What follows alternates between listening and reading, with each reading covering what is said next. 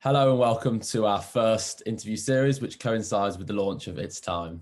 As you well know, we are a charity that's been established to make the world a better place for young adults who've experienced parental loss. Thank you very much, Miles, for joining us today and agreeing to share some of your experiences. To begin with, it'd be great if you could just introduce yourself and tell us a little bit about your current life, your current circumstances, where you're from, and what you're up to at the moment. Yeah, of course. So current circumstances is working from home, as most people are. But name is Miles Cox. Live in sort of around Watford area, so Hertfordshire, just north of London. Work-wise, I work in investment banking, in private equity.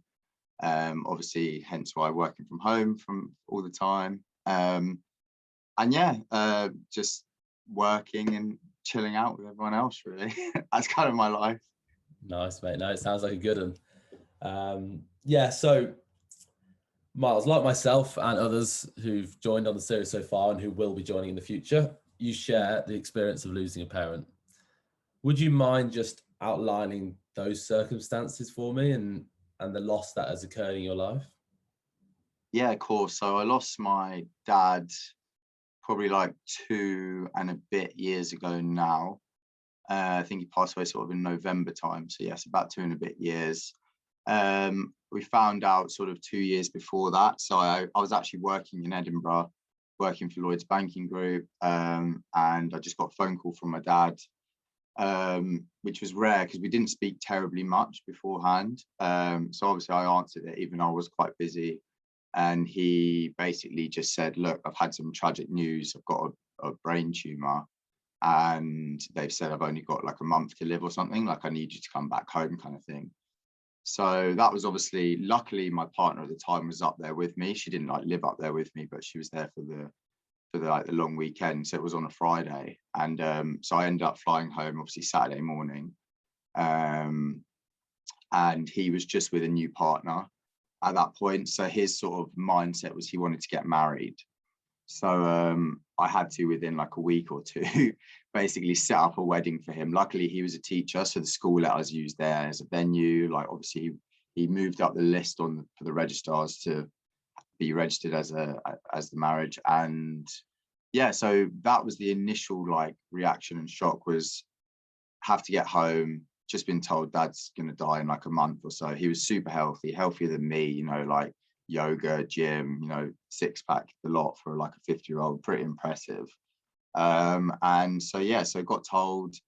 Then he had another scan, obviously through this process, and they ended up saying actually it could be longer depending on how you do, how the chemo goes, etc., how aggressive the tumor is. And so, yeah, so he actually ended up living just over sort of 18, 19 months with it. So he did quite well. He's one of those people who was like so committed to staying alive almost. He tried everything, whether it was yoga and therapies and Reiki and like frankincense and cannabis and, everything you could think of, really. He gave it a go. And it was pretty successful for him, to be fair. Going from like a month to like 18 months or just a bit longer was good. And I think that was all just through perseverance from his side. So then, yeah, he passed away about 2.5 years ago, and left us to it, really. But obviously, it wasn't a terrible shock because he had a lot of a shorter timeline beforehand. Yeah. Yeah, no, thanks for sharing that with us. And the first thought really is just, what was it like in that limbo period of assuming that things were going to be cut short sooner than they were, and learning to deal with that period of your life, that 18 months where there was a lot of uncertainty? Yeah, I think when I look back at it, actually, it was tougher than I thought. Like for me, I'm not a very emotional person, like ever. Like obviously my girlfriends would be testament to that, or my family. So my first instinct is to always just, okay, sort of calm down, reflect. Who do I need to protect here? What's the plan of action? What's like almost like very methodical thinking. So obviously going home, sorting out the wedding for him, not really thinking about it too much. Then once the wedding was done, understanding the issues, what's going to help him, what's the plan, etc. So I think that sort of methodical thinking helped me a lot. because otherwise when I look back at it, the actual person I was through that stage, when I look back at my relationships with my friends and my girlfriend and stuff, I wasn't a great person to be around. But at the time, I didn't realize that. I just thought, be very methodical, be very, this is this and that is that. Don't feel hard done by. Like, I never really, obviously, when I first got told, I wasn't actually upset on the phone call because I was at work. And obviously told my work I had to do like a few other things, and then they let me go. And so then I sort of like was upset for a little bit, but not much, even when I was like flying home. And then obviously saw him, like was upset with him for a bit. And then that was really the only time I cried. I cried pretty much once in the whole 18 months that was happening, because then my mindset shifted to, well, until he passes away, there's not really much point in me crying or grieving over it because he's not gone yet, kind of thing. So that's kind of my mindset, or how I dealt with it. Was I more just thought of my parents, obviously, and my brother. I have a younger brother, and people around me, and I sort of maybe just went into a bit of a defense shell, I think. And that's kind of how I dealt with it. Yeah, and you talk about being defensive and the attitude of dealing with things methodically when it occurred. How has that transformed over the last 2.5 years? How do you feel like your emotions have changed and adapted as you've learned to deal with the grief process a little bit better? Yeah, I think for the first sort of six months or so after he passed, I think I was still almost in that process. Like, I never really grieved, even at my dad's funeral. Like, I remember, like, grown men who I've grown up with, like, respecting so much, like bawling their eyes out. And I think it almost, in my personal view anyway, it's almost worse when it's someone else. Like, when it's you, you're like, right, I have to be the big boy here and stand up. When it's someone else, you're like if it was even like my best mate's dad's, for example, or something like that, I think I would be distraught. Whereas when it was my own, I wasn't really distraught. I was more like, shit, this is life. Like, this has happened to me. Let's just get on with it, kind of thing, which is kind of odd when you say it out loud. But I think that's how I've always been. And I've always kind of treated life like whatever happens, happens. And like, it's sad, but what's being sad going to help about it? But actually thinking about it helps a lot. And I think that was one of my issues, is like my ex-girlfriend at the time would always say to me, like, well, why are you not upset? Why are you not crying? I think that's one thing that people should realize as well, is it's actually okay to be okay sometimes in these situations. Like, it's as good, and it is obviously less frowned upon now. And I think it's super good to just like let it all out and cry and like be upset and be in a lull for however long you want. But at the same time, if you're actually all right and you know yourself well, then deal with it how you want to deal with it. And if you're actually feeling okay and it's not, making you super upset and people are expecting you to act one way or another, like, don't worry about that too much. Because I started worrying, like, why am I not getting upset? Like, is there something weird about me that's like just not emotional? Like, do I not have this sort of emotional side to me and stuff? And then, so yeah, about the thing that hit me the most was Father's Day, weirdly enough. So sort of about 6 months after he passed, like around sort of whenever Father's Day is, April, May time, or maybe March, whenever it is. That was the weirdest experience, because I'd never cried in front of my brother or my mum, even at the funerals or anything. And we went to like St Albans Abbey, the cathedral near my house, and we just for Father's Day just like lit a candle.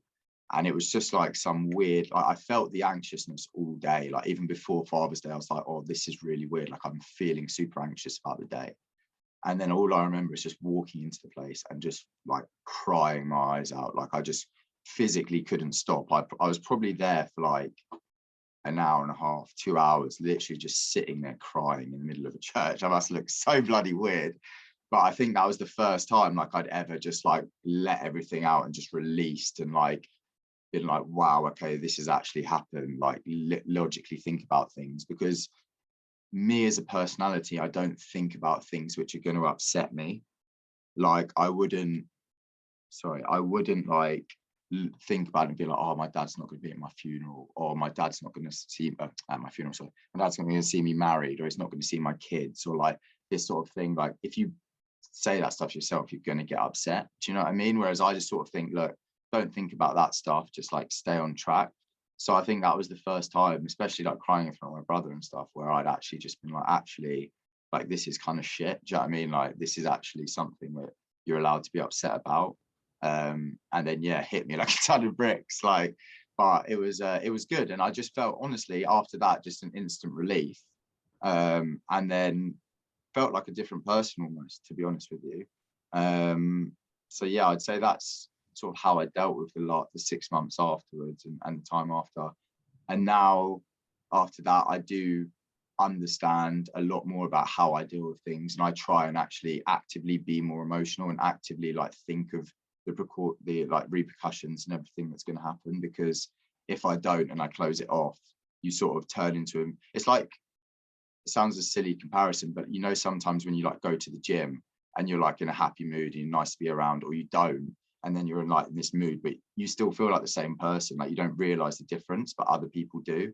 And I think that's the difference, is I didn't realize I was in a lull when I was like being moody and like protective and stuff. But until you're out of it, you kind of think, oh shit, I wasn't like that great of a person. Like, I could have been better to my friends there. Do you know what I mean? I could have been better to my parents, etc. So yeah, I think that's sort of how I dealt with it anyway. Yeah, no, that's super interesting. And I know you've mentioned a lot of different emotions that happen there, in terms of being frustrated with friends and not a good person to be around, but then also having outpourings of emotion. And I think we hear this from so many people about just the breadth of different feelings you can have and emotions you can feel. One thing you did say is how that day where you cried, that gave you a sense of moving on to in some way, and you felt better because of it. Would you be able to say that there's been positives that have come out in the last 2 years that have driven you on as a person to be better, to think more about yourself to others around you? I think that was one of the turning points for me, that actual moment, because I'd always sort of been this lad, like, never showed emotion. Like, even my mates at my dad's funeral and stuff were a bit like, oh, like, you should be more upset. And I think for me, what I would always tell myself is like, I don't feel upset. Like, I don't want to be upset. So it's difficult for me to try and like act it out, you know, like, but then when I did have that realization that, you know, I can get upset and I am normal, it was nice, you know. And then after that, I feel a lot more relaxed about everything. And I think just like in terms of like driving you on, like, I always think there's like silver linings to everything. And like with the dad situation, like, if anything, it's made me a better person and stronger, and like stand up to more things, because I just think, like, why not? Especially seeing him through his journey, and the pain that he had to go through, but then him like persevering with everything was impressive for me. And I think that whole learning period, like, as bad as it is, like, you can take stuff from it and you can be like, wow, if they can do it in like, you know, the worst situation that they're in, like, I'm here happy, like, have a job, healthy as anything, and like, who am I to complain about this or that? And I think it just gives you another like mindset about life, really. And it's just like relaxed me a lot, I think, as a person, like overall. Like, I don't get upset or anxious or angry about as much things, because I just think it could be worse. Do you know what I mean? Like, it could be 20 times worse. I could be in this situation or that situation, and it kind of makes you, even though it's a sad thing, makes you think about the positives of it. Definitely. 100%, yeah. I think it's a good way to look at the situation, for sure. I know you mentioned at the start that you hadn't spoken that much with your dad at the time. Could you just give us a sense of what he was like as a person and tell us a bit about him? Yeah, of course. So he was like very loud, very vibrant, which I hated as a kid. But he was, yeah, just always wanted to be center of attention, but in a good way. You know, he was completely harmless, but he was just a character. You know, like liked to play jokes on people, like very loud personality, very funny, very fit. You know, very into his like fitness. He did yoga for like 12, 13 years. You know, he's definitely fitter than I am. Still, even when he was having chemo and stuff, you know, he was still going to the gym and swimming and yogaing and stuff. So yeah, in terms of personality, apart from that, he was like, he cared a lot about people. Like, he was very loyal to his friends and his family. and just yeah, just a nice bloke to be around. But you know, at the same time, like he was like, I'm from a mixed race family, so my dad was like black and he was quite big, so he could also be quite intimidating at points, you know. Like he was funny and boisterous, but if he was annoyed, he also could be super intimidating very quickly as well. So yeah, no, but he, apart from that, like he was, yeah, just a great character, to be honest. Like someone who always just wanted to make everyone laugh and help everyone. Like he was a teacher at a special needs school, so I suppose he got the skills from that, because he used to have to deal with loads of kids with different issues, and hopefully teach them and get them to a better life, you know. And I think that says a lot about him, that was a job that he chose to do, you know. And he loved that job as well. So no, yeah, all of the things above, really. Yeah, Miles, he sounds like an unbelievable man with a good heart, and no doubt that's been passed on down the generations to yourself. Yeah. Just to finish up, really, if you could give a piece of advice to someone who's gone through a similar circumstance, or is perhaps struggling a little bit to deal with what's happened in their life, what would that be to them? I think if someone was struggling to deal with it, I would always say the first thing to do is speak to people about it. And I know that's like the most general thing you could say, you know, everyone now. But I think we live in an age and a culture where it is so much more acceptable to speak. And like things like this, for example, you know, are paramount to people speaking out and having someone to speak to. And even if it's not anyone you know, you can find people who have had similar instances. Like even myself, you know, I'd happily speak to anyone, you know, pick up the phone with similar issues. And I think just realize that you're not alone, you know, like you can speak to whoever you want, even if it's people you don't know, and you'd be surprised how much they're willing to speak to you. Like I found people, like random people who I would like to speak to, and it was mostly people I didn't really know that much. It wasn't like necessarily my best mates or my family. It was more like my boss at work, for example. Do you know what I mean? Or like my mate who I've met only a few times, but like we spoke about it before, so they know more about the situation. But it doesn't always have to be your family or your best mates who you speak to. It could be a stranger. It could even be someone you're not that close to. It's just whoever you feel like you can outlay that to. But definitely, if you're struggling, you definitely have to speak, but also know that you're definitely not alone, but also that you're not one of a kind. Like everyone's been there, everyone's struggled and had bad days. But even me, someone who doesn't feel that emotional or get that emotional, I can still sit here and get super upset once in a while and just sit in my room and cry by myself, you know. And that's something that like I wouldn't even really necessarily admit to people, but as not something I'd necessarily need to bring up, but like even that just makes me feel better. I have like a half day where I feel shit, and then you know back on the train and go again, kind of thing. And I think it's normal, you know, and I think that's just the emphasis, is it is normal, and you're not alone, and you can talk to whoever you want to, even if it's not who like society says tells you to talk to. You know, if you don't want to go to a psychiatrist or whatever, don't go to it. But like whatever you feel comfortable with, do that, and trust what you feel comfortable in. Don't let people tell you this is the way to grieve, or this is the way to feel, or this is the way to deal with your grief.